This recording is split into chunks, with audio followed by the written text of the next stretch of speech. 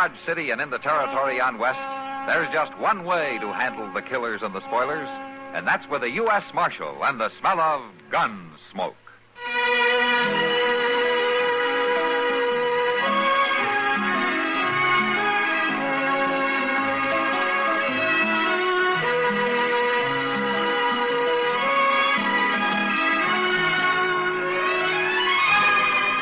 Gunsmoke, starring William Conrad, the story of the violence that moved west with young America, and the story of a man who moved with it. I'm that man, Matt Dillon, United States Marshal. The first man they look for and the last they want to meet.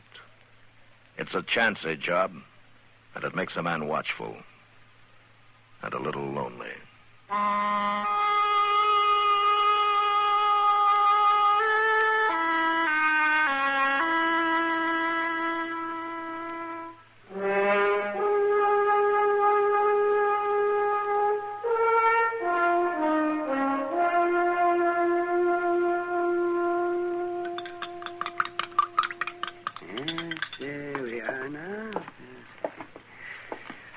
There you go, Jobe. Drink her down. Yeah, but what's in it? It's just something to taste bad, so you'll remember a doctor's been here. Hey, go ahead, drink it. I remember you being here all right. Oh, I don't know why I keep coming by all the time either. You know, you don't need doctoring, Jobe. You're going to outlive us all. If it's the money, Doc. Oh, now forget about the money. If I'd wanted to get rich, I'd have gotten out of this game a long time ago. But I'll be able to pay regular now that the boy is back. You mean Tad's back? Sure. He come in day before yesterday riding up like he'd just been to town for the mail, instead of being gone 4 years. Where? What, he say where he'd been? No, Doc, he didn't.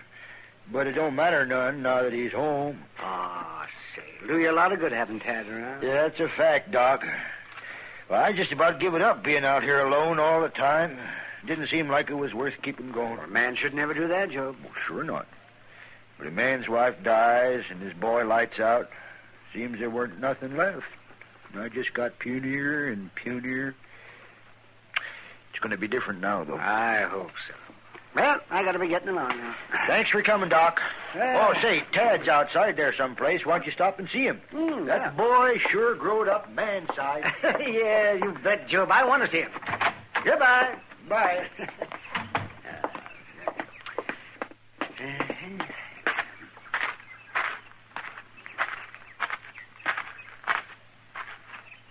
Oh, you Tad? Yeah, I'm Tad. Well, it's been quite a spell since I've seen you, lad. I'm Doc Adams. I remember. Yeah, I've just been with your pa. I seen you drive up. Yeah, well, I thought you might like to know what shape he's in. He's crumbling, like everything else around here. Well, you know, you can help him. Yeah, well, you know, it's a good thing you're home, Tad. How do you figure? Well, there's not much that I can do for him. He's old and he's tired and he's just about worn through. Well, but you can do a lot for him. You mean you want me to nurse him? No, I don't want you to nurse him. but you can do the chores for him, or you can keep the place going. And most of all, you can talk to him. Talk to him? Yeah, that's right. That's mostly what I've been coming around here for. To give him somebody to talk to once in a while. Now, look, Doc, I ain't his little boy no more. I ain't going to hold his hand. Well, I don't remember asking you to. Maybe not. But if you think I come back here to take care of a broken-down old man and a broken-down farm, you got another think coming. What did you come home for? I come home because I didn't have nowhere else to go. But I'm taking care of that right soon.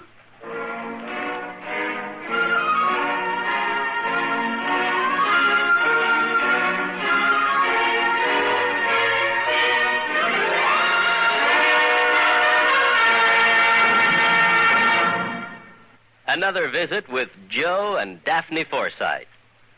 Ooh, ow, ouch, ooh. What's wrong, Joe? Daphne, have you been using my razor again? Just a little.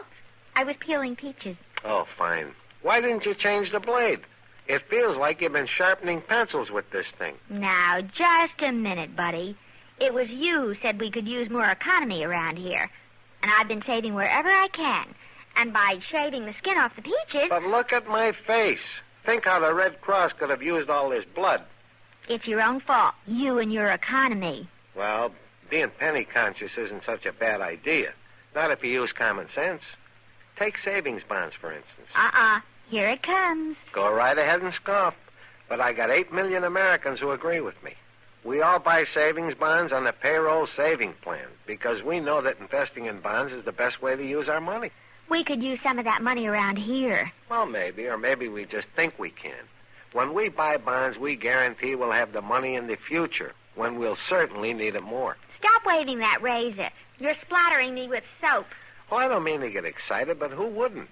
Where else can a man make an investment that's guaranteed to pay off $4 for every 3? And guaranteed by the credit of the whole U.S. of A. So there. Bravo! Bravo! All right. Now let me change the blade and get back to shaving. I think I'll stay and watch. Why? Because you're so cute when you cut yourself. Oh, fine.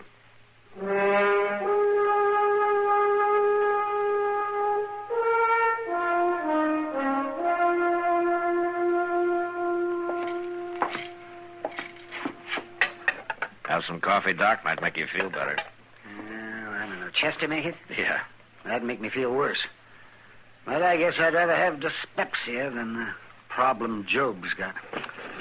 All right, pour me a little bit. Okay. Jobe's boy, huh? You know, as I remember him, he wasn't worth much as a kid. Well, he's grown up the same way. I tell you, Matt, that boy's as worthless as they come. It's too bad his 4 years away didn't do him any good. He's just bigger and meaner, that's all. Hello, Chester. Chester. Well, what's the matter with you two? Doc just had some of your coffee. That always makes a man pretty sober. Oh, now, Mr. Dillon, it ain't that bad.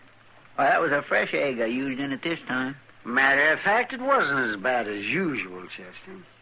Well, now, Doc, I'm glad. Doc's just been telling me about seeing old Jobe this morning. Say, don't he have a boy named Tad? That's right. It's about all he has got. Well, it's a shame. No? What do you mean? I've been watching him down at the Long Branch this evening. You mean he's there now? He was when I left. And I must say, Mr. Dillon, he don't look to me like he's going to be much comfort to his pa. Is he causing trouble? Well, not trouble exactly. He's just bellying up to the bar, swilling down drinks, and acting like he wants everybody to know how big and growed up he is. Well, he'd be in trouble if anybody treated him that way. That's just what I think, Doc. And some of the boys are riling him up pretty good, too. Yeah. I think maybe I'll go down there. Want me to come with you, Mr. Dillon? Yeah, if you want to, Chester. I just want to reacquaint myself with Tad. It'll be no pleasure. I'm sort of curious to see just how big a man he really is.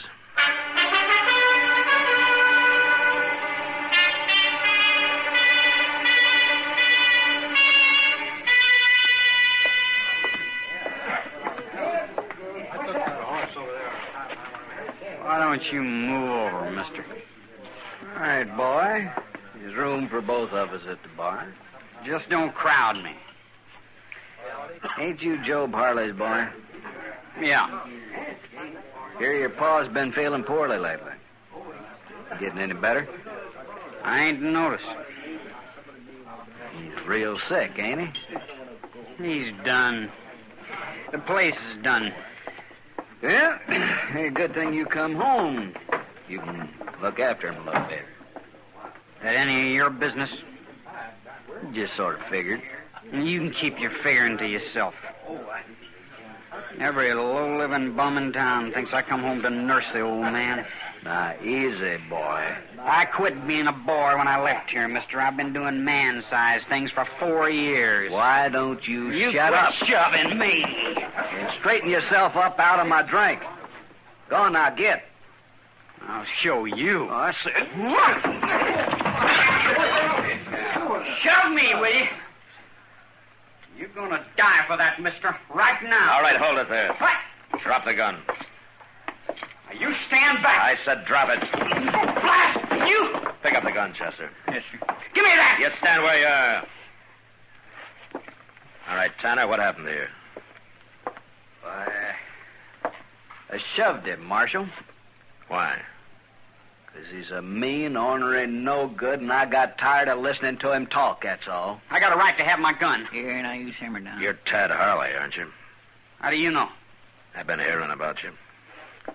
Listen, Marshal, You got some special trouble with Tanner here? He's been crowding me, just like everybody else in this town. How about what? About the old man.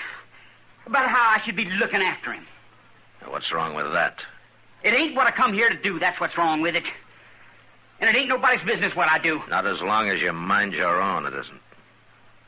You got no call to tell me what to do, Marshal. I'm not telling you what to do. I'm telling you what not to do. You gonna give me back my gun now? All right, give it to him, Chester. Well, I don't... All right. Someday this town's gonna find out about me. Find out good.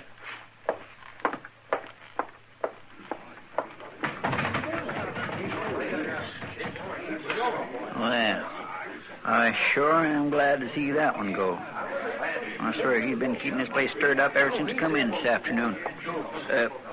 Let's have us a beer, Mr. Dillon. All right, Chester. I'll be proud to buy. You will? Yes, sir. Well, good. Hey, Sam, a couple of beers, huh? 2 beers. You know, there's going to be more trouble from that boy, Mr. Dillon. Oh, I don't know, Chester. He could be just a loud, bragging kid. Or the badness could be full-grown in him. I don't know. Either way, it's mighty hard on poor old Jobe. Well, he's done nothing for 4 whole years but just wait for the day his boy would come home. Well, he was better off waiting. I wonder when Jobe will find out this boy's no count. Well, Jobe's old and sick, but he's not blind, Chester. Yeah, but he don't deserve a disappointment like this. No, he doesn't. Jobe's a good man. I remember Miss Harley telling me one time she had 5 babies, and Tad was the only one that lived. That must be the exception to the rule. How's that, Mr. Dillon? Doesn't sound much like the survival of the fittest.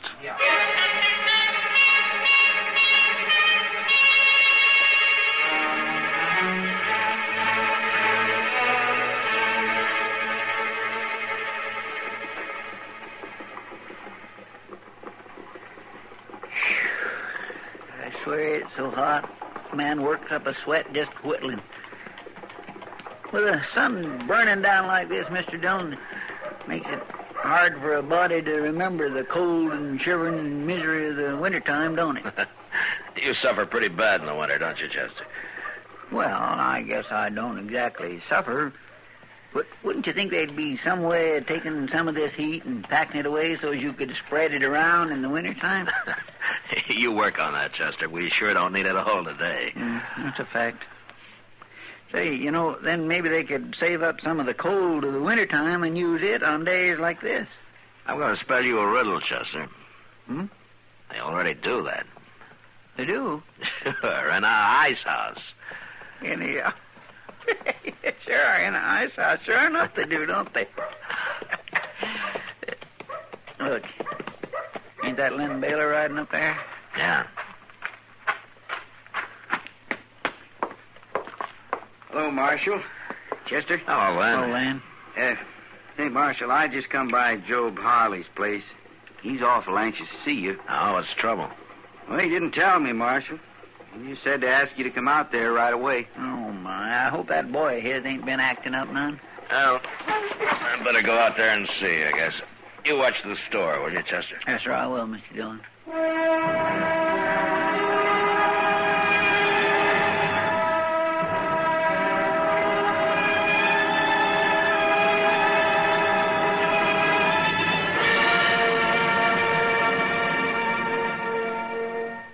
Another visit with Joe and Daphne Forsythe. Joe, Yeah, Daphne. look at this story about savings bonds in the paper. Yeah? What about it? Do you think that's the best way to tell people about savings bonds? Why not? Look, see, it says here that savings bonds are a guaranteed investment. Right now, they pay off at the rate of $4 at maturity for every $3 invested. You're not convinced? Mm-mm. Why not? No salesmanship. No salesmanship? What more do you need to know? Why, right now, more than 8 million Americans are buying saving bonds regularly through the payroll savings plan. So? So what? That's what I say. So what? Now, look, Daphne, if millions of Americans are convinced that saving bonds are their best investment, not only financially, but for the future of their country, what the heck is bothering you? Well, I think they could sell a lot more with salesmanship. You know, slogans and jingles. Listen, if you're spending more and saving less, try a savings bond. Oh, boy. Or maybe savings bond pay good, like an investment should. Daphne. You get a lot to like in a savings bond. Interest, earnings guaranteed. Wow. Well, did I sell you? Yeah, but I forgot what it was you were selling. Savings bond. I'll take 100. Oh, Joe.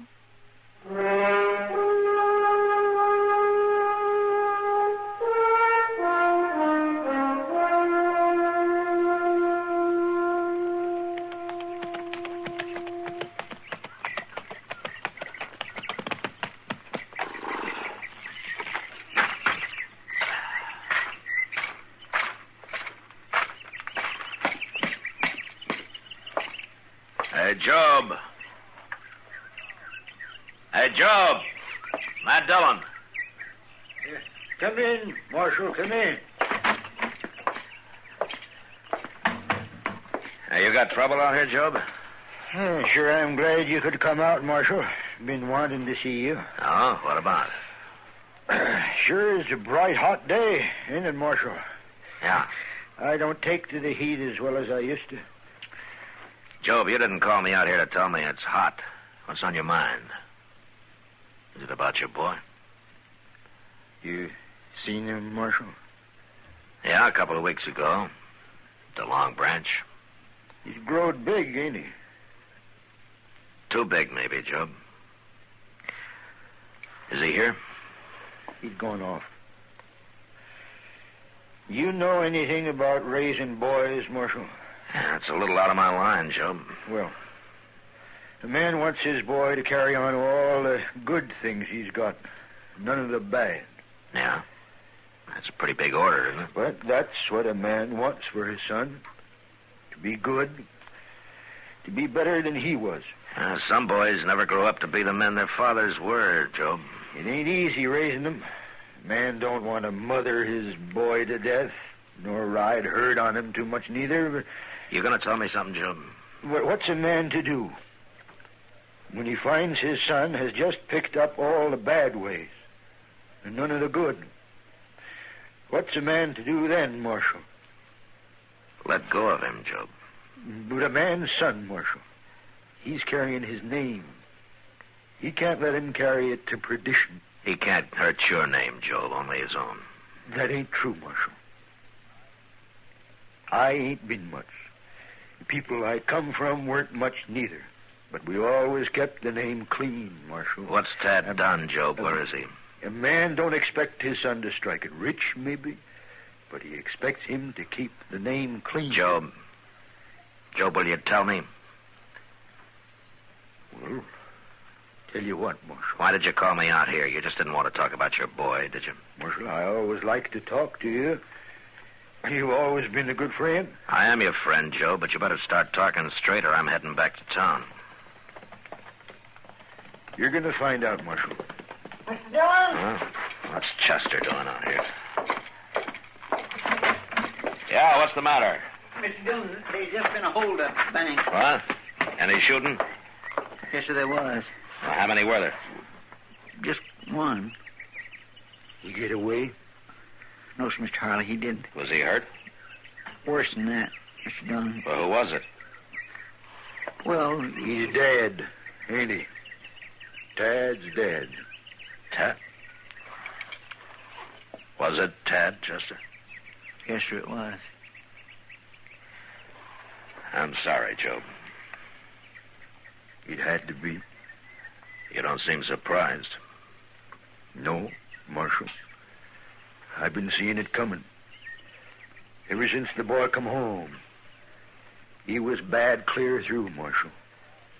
He's robbed before. And killed, too. He told you that? He carried pieces out of newspapers around with him. Pieces there had been written about him. Well, he was proud of it, Marshal. Said it made him feel big. Well, some of them feel that way for a while. I couldn't talk him out of it. I couldn't hold him. But I could see it was stopped. You knew about today? I knew. Oh, why didn't you tell me about it? I figured you'd take his gun, maybe lock him up for a while. He had to be stopped for good, Marshal. I might have done that if I'd been in Dodge, Jobe. I know that, Marshal. But it would have gone hard with you to have to kill my boy. You're my friend, Marshal. That's why I seen to it you'd be here. And then I sent word to the bank that Tad was coming. Oh. You made a hard choice, Jobe. Well, it's like I told you, Marshal. Man has to keep his name clean.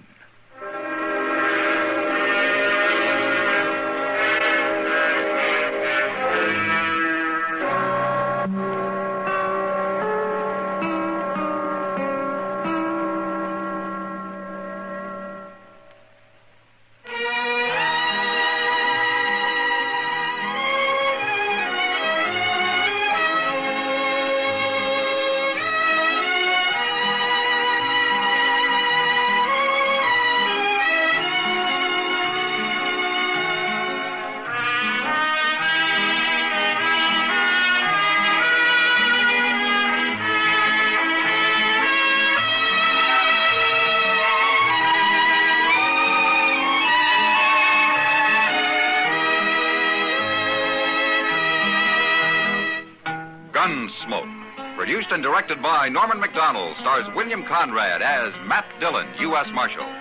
The script was specially written for Gunsmoke by Les Crutchfield, with editorial supervision by John Meston. The music was composed and conducted by Rex Corey. Sound patterns were by Ray Kemper and Bill James. Featured in the cast were Parley Bear as Chester, Howard McNear as Doc, and Georgia Ellis as Kitty. George Walsh speaking. Join us again next week for another specially transcribed story on Gunsmoke. This is the United States Armed Forces Radio and Television Service.